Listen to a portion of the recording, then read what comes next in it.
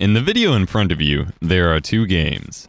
On the left is 3D Pinball Space Cadet, which is actually a modified, trial-esque version of a game called Full Tilt Pinball.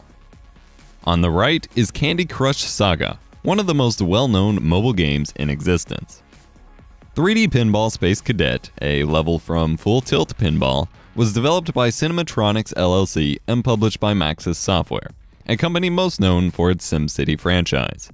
This simple yet addicting virtual pinball machine was a staple on Windows machines for most of my childhood. Originally bundled with Microsoft Plus 95, it was included with Windows through Windows XP, Windows 98, Windows ME, and Windows 2000. Despite its limited functionality and restricted 640 by 480 resolution, I spent many hours playing that game as a kid. It was dependable. Whenever I needed a game to play, I always had my Space Cadet pinball game to play on any Windows machine, which was every computer I was near. At home, at my grandparents', in the library, at school, the game was everywhere. Due to its simplicity, it wasn't something I'd actively seek out, however. It's not like I'd forego any sort of productivity or responsibility to hop on the computer and play pinball, but it was a great time sink when I was bored or needed to kill time. So when I took a glance at my Reddit homepage this morning and found one of the top posts on /r gaming to be an announcement that Candy Crush will be bundled with Windows 10, and an onslaught of lashing out in response, I was a tad confused. I actually had to do a double take to make sure this wasn't an Onion or other satirical sites article due to the unexpected announcement itself and the weird reaction to it. In fact, the Ars Technica article is actually titled "Humanity Weeps" as Candy Crush Saga comes pre-installed with Windows 10, and then hints at the use of added bonus to describe the bundle as potentially being ironic. Pre-bundled games have always been great for children and generally bored people to have something quick to do on the computer. They're bundled, so you don't have to install anything or risk getting viruses or malware. They rarely take up much space at all, especially if we're talking about this Android/iOS port, and they're generally safe and harmless.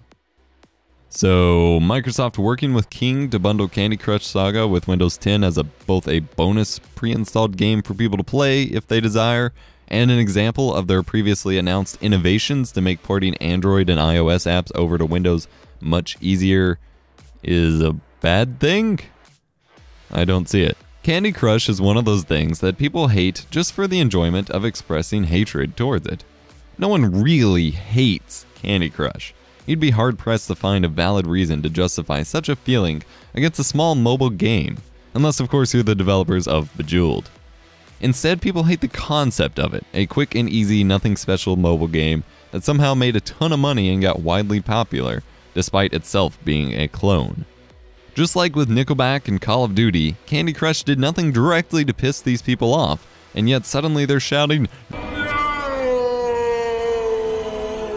at the skies over this announcement.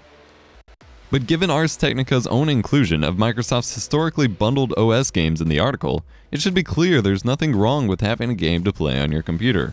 And considering how horridly unpopulated the Windows Store has been since its launch with Windows 8, we need some solid, well-known apps. Candy Crush doesn't hurt Windows. People aren't going to choose to not use or not buy Windows 10 because it has Candy Crush on it. Or if they do, they're just being ridiculous. However, pretty much the entire smartphone consumer base has elected not to purchase or use Windows phones because of the lack of popular apps in the store. No Instagram, no Candy Crush, no phone.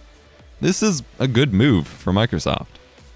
The only remotely thought about argument against Microsoft including the game that I've seen is that it's third-party software.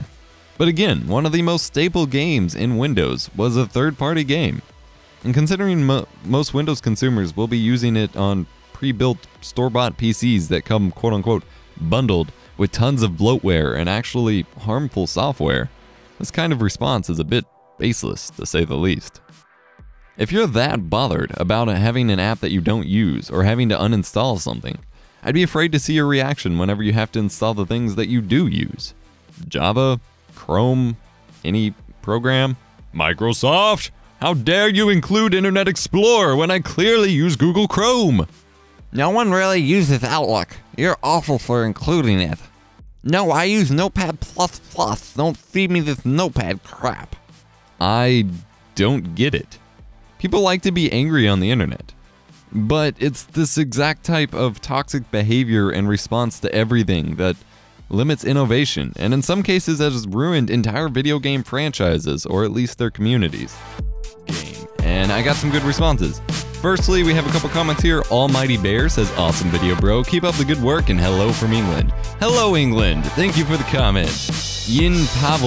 Ein Pavel says, nice video. I'm from Germany, and since one of your videos were uploaded on the Freedom channel, I really love to watch your content. Less than three back to Germany. We now have